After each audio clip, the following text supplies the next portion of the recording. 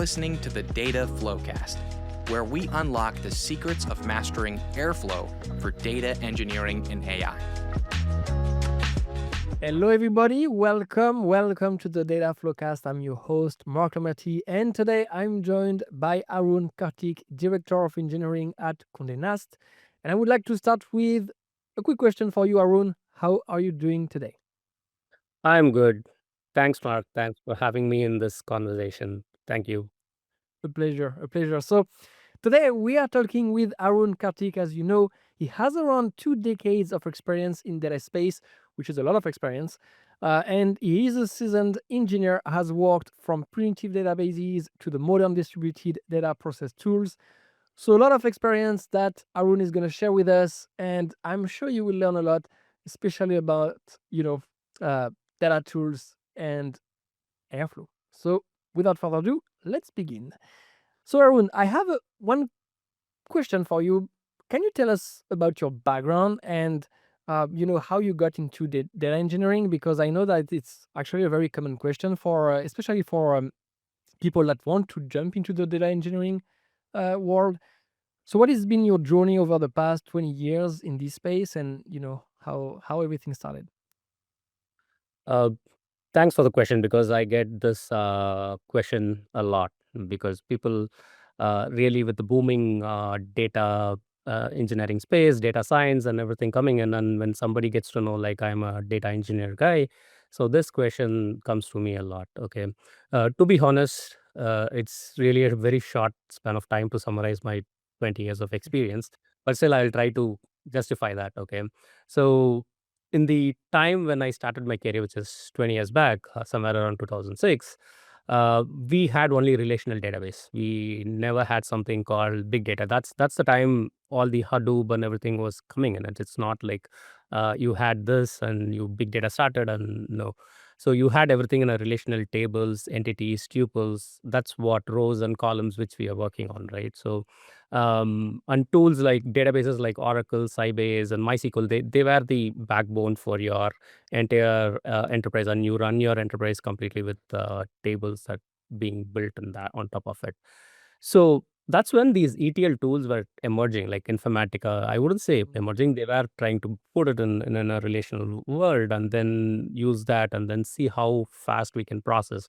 And batch processing is the only way of getting the data, and then we used all these files and tools to manipulate the records, and then pull them into our RDBMS and then get it going, right? And they were also seamlessly working on versions to integrate the data and then get them into a reporting, automated reporting tools kind of system. So that being said, this is something in terms like my first 5 years of my career, right? I was able to get it. And then that's when in 2010s to early 2010s, I would say, like we were getting all these cloud and then AWS and all the high scaling performant oriented system, and then scalabilities, everything were coming in, and people are moving from your on-prem to your cloud and then trying to see how good it is, how bad it is, and trying to address it, right? And with that being said, okay, so with the ability to scale up and scale down your infrastructure, so somewhere in the mid of 2015s, wherein like Spark came in with the distributed high performant solutions wherein they were able to process it, and the real modern architecture of data engineering started.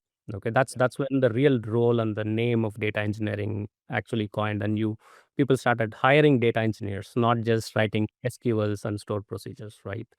And that being said, that's the era. Like I would say, like we were all transitioning into the big data environment, and then we are having Scala, Spark, and everything coming into place. And this early 20s, so early 20s till date, which is the mid 20s. So that's the era of all these new modern tools, right? So we've moved from the big data batch tables, batches, and then now we are in the real time data monitoring, and then real time solutions that we look at in terms of, or like near real time we call it. So batch processing is kind of getting managed, I would say. So people are looking at data in terms at least like a 1 to 2 minutes delay, rather than looking at it in terms of like 2 hours, 3 hours delay, or like something like that, right?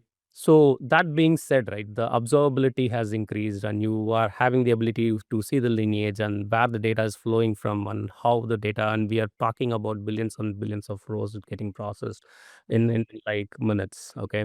And that's where I am currently now. Okay. With that final one, wherein like it's an intersection of all the modern data stack and also scalable environment, and then the resilient one, and also the artificial intelligence which is getting in the data Yeah. platform integrated all together. So that's my 20 years of journey. Okay, that's the data, how it has evolved so far. And if somebody wants to be in data engineering, it's not a simple thing. You really have to understand how the data flows, and there are different kinds of data and how you get into the data engineering, right? It's an evolution on its own. So maybe it's not a simple answer, I would say. No, no, no, no. It is, and like I mean, I didn't have the chance to start my data engineering career in 20 you know 2006 or 2008, but like I mean, I definitely remember that at least before Airflow, for me, it was extremely painful. Not saying that Airflow solved, all of my issues, definitely not. But even like before Spark, you had Hadoop and all of those tools. And while they were working, right, I mean, it was actually not that convenient, I would say, not user friendly at least, to use those tools. And I'm glad that right Exactly. now we are moving towards tools that are easier to use. Easier. But also, unfortunately, we have like an explosion of different tools, right? Like there are so many Exactly. tools today in this modern data stack. So, but it's really nice to have your, all of your like that you went through all of those steps. Um, so you are talking about the evolution of data tools and how it has matured. Um, how did you make sure to orchestrate your daily data needs and deliver the data to the users on time? Like what was your go-to tool? Because for me, I mean, before Airflow, I think we were using Jenkins, which was not Jenkins. meant for that. Exactly. It's not meant. Not at all. Not. So we were using Jenkins. I think we tried Uzi, but Uzi was, I mean, I think it was like in XML and so on. So we didn't Yeah. go with it. So tell me more about your journey here. So I'll keep it generic when I want to answer this question, because as the data processing evolved, even the scheduling has evolved, right? So I would keep Right. it. I will say like uh, previously it was like a batch. I'm not sure if you know like batch processing. Even you say Jenkins, right? So people used to schedule it for a particular time of period. Yeah. It's not like, so let's say my batch runs for 30 minutes. People will actually say like I'll give you a 45 minutes batch slot. So it starts at this time. So it ends by in 45 minutes. Within that 30 minutes, if your batch completes, then it's you are happy, or if not, like it's killed, or it's like it fails. Okay, then the next batch has to start. So Yeah. those kind of tools, when we evolved and then we moved on, and then trigger based. So instead of scheduler based, this is a schedule based. And when you have a trigger based or event based scheduler, so wherein you can wait for your batch operator to send signals to actually trigger the next batch, and then things like that. So tools like cron, tools like control m, tools like other, as you said, like there were Jenkins, and you had other tools which were in the market. So somewhere in the, again, same in the mid 2010s, which is like 2015 or sometime, when Airflow actually came in, gave it as an open source solution.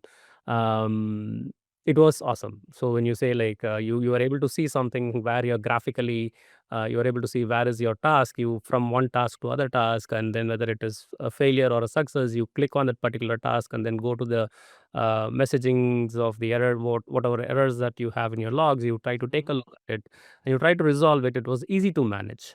Okay. Mhm. Mhm. That's when I would say like I was using Airflow as my predominant go-to tool for scheduling. And in terms of what do I say, data and data engineering, Airflow is the tool, I would say. There are other tools as well, but Airflow, as you said, it's more easy, more convenient, and the programming language is Python. So everyone knows Python. Python, everybody loves it. I'm a lover of Python. So it was easy for me to get used to it. Okay.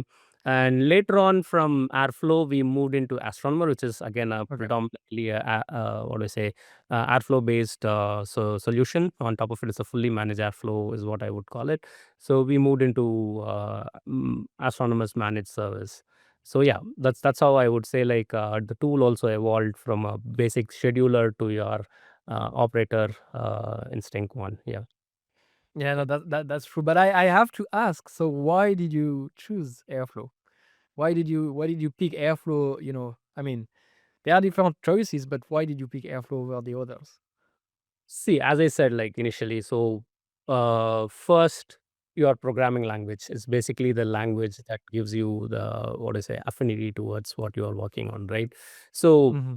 in data engineering world, Scala and Python is the go-to True. language. So that being said, it was more I predominantly. I forgot about Scala. Yeah, Scala. Scala, yes, Scala is the tool. So Python, when it comes, it was easy for us to work with it, okay, and creating your DAGs using the Python and pure Python code, right? And you also have the UI, which is very simple, but it is very powerful. As I said, like you can go there and then you can click your own task and then write your code within that one and then exactly mention what you want to do, right? Hmm. And if you have any other plug and play tools like API calls, you can do it, and then you don't really need to rewrite the entire operator or you don't need to orchestrate, but you have a plug and play option where you can do that. And then you had the community power, right? The Airflow community was giving you a lot of user guides, documents, and then it supported you with all the needs that you have. And when you go ask a question in your community forum, then you at least get that answered within 2 to 3 hours. So it was so active. So the user community was so good. And also, when you are a data engineer, right? So as your Airflow, when you get start using your Airflow, it will be your bread and butter, and you will start working towards it, and it's like easy for you, and it becomes your what do I say, your neural system, wherein you have your triggers and everything orchestrated in a very fine manner. So Hmm. also you can have your own upstream and downstream relation task between each and every task that actually runs in a right order or not. So the dependability that you can give. So that was the go-to tool for me, right? And also you can write your own monitoring system alerts, Yeah. wherein you can write, and then if you want to send a mail for a particular action, if you want to do something, you can trigger your own mailer objects, and then it will give you alerts as well. So you can write your own alerts as well, and then you can do it. It's something that you will have to write it and then keep it, right? And also in terms of scalability, it is a scalable tool, I would say. Like if you want to add some more pipelines, like say you have like 50 DAGs running today and you want to add 100 more and you need to increase your infra capacity and then do it, yes, Airflow, it can enable you with that as well. So that being said, with the happiness, as you said, like happiness to have the control of your job, so that is the main reason why I moved into Airflow, I would say. I mean, I don't know exactly what I can add to your answer because you said everything. I mean, that's exactly why I decided to use Airflow. When I actually discovered Airflow, the fact that everything was in Python, I mean, Hmm. just that for me was enough. But also like the UI and the community. Even in 20, I think I started to use it in 2017 maybe, but even in 2017, I mean, the community was already there. It was much harder to find, the right documentation and everything. I don't know, like I truly felt that this tool would be big at some point because it was filling a gap in the data engineering industry. And yeah, I mean, obviously, I'm glad that you picked that tool over the others. But I think, I mean, there are many reasons why Airflow is great, and you mentioned a lot of them. So that's cool. You also decided to move from the open source version to Astronomer. Can you tell me more about why? Like, why did you decide to go from the open source version to a fully managed version of Airflow, which is Astronomer? So this is an open source tool. So let's be honest, like to begin with, like Airflow was open source. So it is good, and it has equally some heavy lifting in your side that you need to do. Okay. So Mhm. if you see like to setting up a initial environment of Airflow to get started, let's say you want to start something next week. So you will have to prepare now, and then you will have to set up your what I say your instance, you select it, and then you do your scheduler. So all your web service and all your metadata DB and everything that you need to set up, and then do your configuration, and then putting up and then testing it out, and then see your first DAG runs um, good. So it is going to be a end-to-end effort that you need to have an engineer Yeah. to work on, right? And you being a business first organization, right? So what happens is like you have to focus most of your time into your business rather than saying like, hey, this software is going to be okay, I will manage it, I will do it. So it's going to be like at least one person whom you have to spend in it, and then they will have to work on Right. it, right? And also in terms of like what do I say, if I have to take care of any upgrades which comes in the Airflow system, and if there is an upgrade that has to happen in the version, if there is some security certification that has to be done, and all your other server upgrades and other things that you need to do, okay, that's going to be a whole overhead for the engineer, okay. And also Mm-hmm. when you're a small data ecosystem, that's fine. But when your ecosystem is increasing to like say like 40 to 70 pipelines that you need to manage, what Right. happens is your scalability is questioned, and your logs, when it start writing, your storage goes up, and then you will really have to contain that storage. And there are a lot of other complex things that you need to take care of, right? Your scheduler performance, your task queue performance, and then your memory operator issues, and those are all like overhead, I would say. It's as a Mm. uh, so being in an open source tooling, using an open source tool is really good. But what happens eventually is when you are moving from a small environment to a bigger growing business needs, then your things go what do we say, overboard. You cannot manage Airflow in your own way, right? So it's always good to go ahead with someone who understands your business and then helps you out with your managed service solutions, so that even when you want to see your search or error logs, right? So in your open source, you will have your thousands and thousands of lines, and you try to see where the exception is, and then try to Mm. understand the error. No, you don't need to do that in your managed service. So one of my choice was Astronomer. So they actually got it and they worked on top of it, and it is an awesome tool to use. And the modern one that they have is also having all these data lineage and other things which is coming up in Right. their tools, right? So that really helps us, right? So that's the real need. That's the real what do I say, need for us to move into a managed solution than this one. Like I kept smiling during your answer because everything you said is just like all the things that you actually don't want to deal with. Especially you as a director of engineering, you don't want to have like an engineer spending all the time on Exactly. all the setting up the airflow infrastructure and then managing the scalability and all of that stuff that truly, I mean, it's important, but you don't want to spend time on that, right? Like you don't care that much. Actually, what you care is about the business, about the use cases that you run through Airflow, not like the underlying infrastructure. You don't want to manage that because, I mean, that's not your ROI basically. So that's actually, I mean, that's what you said is absolutely right. Like when you go with Astronomer, obviously you will save a lot of time and even money because again, engineers will be Engineers timing what they is exactly.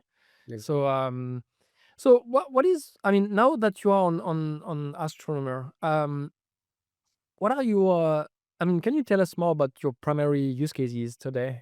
How you are leveraging Airflow and how do you monitor that everything is working as expected? So all the problems that I mentioned in this one, right? It is all gone. Mhm. So with Astronomer being, let's say I have implemented Astronomer, as you said, like the money is being saved with my engineering effort, right? And also I have people on call in something goes wrong, so that's something that they have to help. Yes, it is all done. And that being said, now I have more observability of the data. So as I said, like there are things that we can implement in this time and enhance the error loggings, and then metric dashboards that's available, and then the alerting systems that we can build with the Slack, communicate it in the messages to the Slack, and then have my team on the board. So these are all the additional nuances that you can get it from the Astronomers tool and your Right. plugins that you already have. And when developers get time to work, right? So you can look at other features of Astronomer. So now, as I said, like quality monitoring solutions, and then data lineage, and then the reporting workflows, and there are other AML features and tools, and also now that we have DBT in our solution, so we also can implement, because currently DBT we are not having that much of monitoring. Now you have what do I say, a feature available in Astronomer, which will enable us to have that as well, scheduling. So that is what has empowered, or that is what as a astronomer's primary use case and everything, helping us in implementing this. Okay. Okay. There is one last question that I wanted to ask you, because Hmm. actually this is something that I would say that I don't know much about, which is regarding, data governance. Because as a the director of engineering, obviously you work with teams across the US, Europe, and many other countries. Um, how do you handle data governance challenges? And maybe if you can start by defining what is data governance, and then talk about the challenges, and how you tackle them, um, and also like what role does your orchestration platform, uh, to manage So the regulations. So as I said, like data engineering or the data solution part of it, right? Data governance is key. Okay, it is not an option. It is something like must have in a modern ecosystem. As you know, there are many laws and legal norms to be followed in different.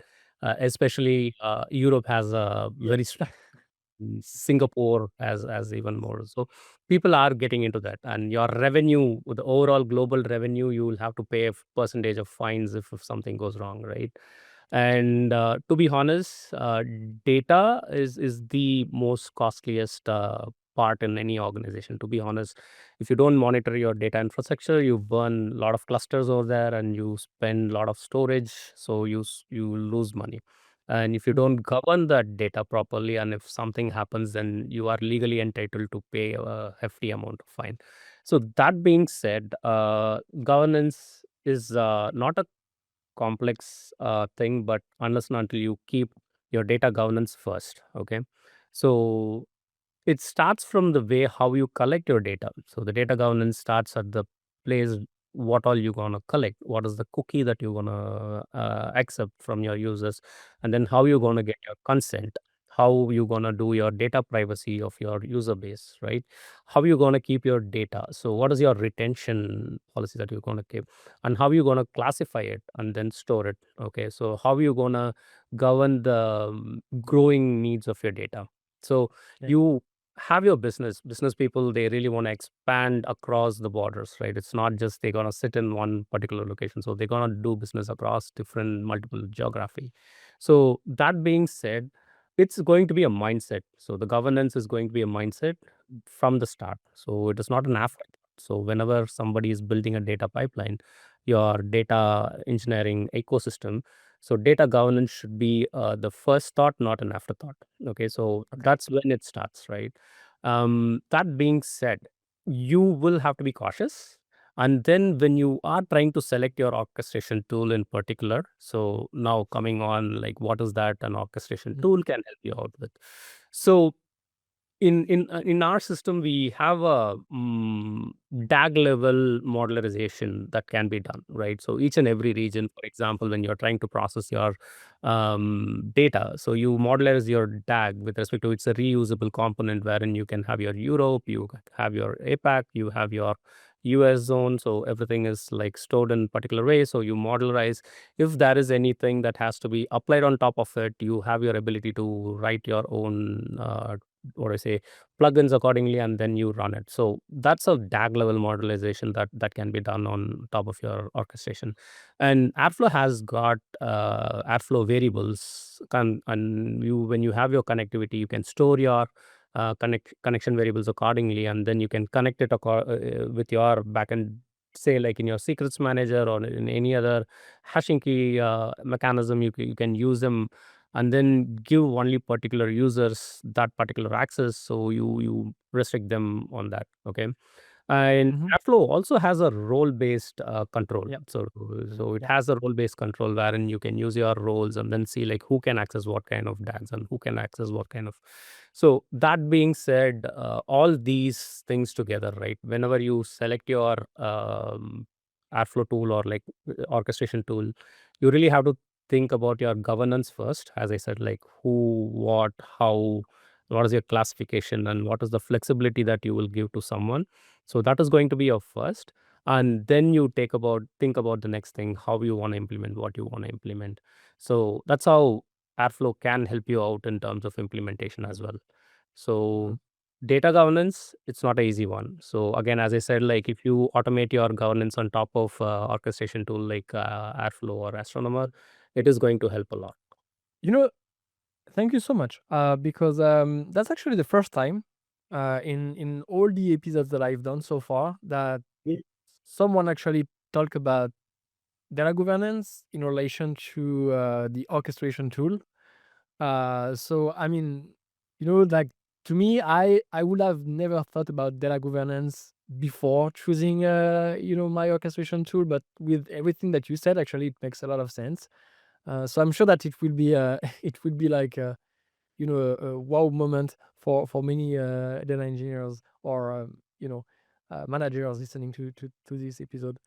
Um, well, thank you so much for joining, Arun. It was a pleasure. But before, can you tell us what is the best way for folks to get in touch with you if they have any questions? Um, so everyone is welcome to ask me questions. I'll help you as much as possible. I'm active in LinkedIn, so you guys can reach out to me in LinkedIn. I will share you my LinkedIn bio, so probably you Yeah, can share it with the audience. So that should be okay with me as well. Okay. awesome, awesome. Thank you so much. Thank you again, Arun. I hope to see you. Who knows again for another episode. Otherwise, take care and see you. Have a Thanks. wonderful day. Thank you, Mark. See ya.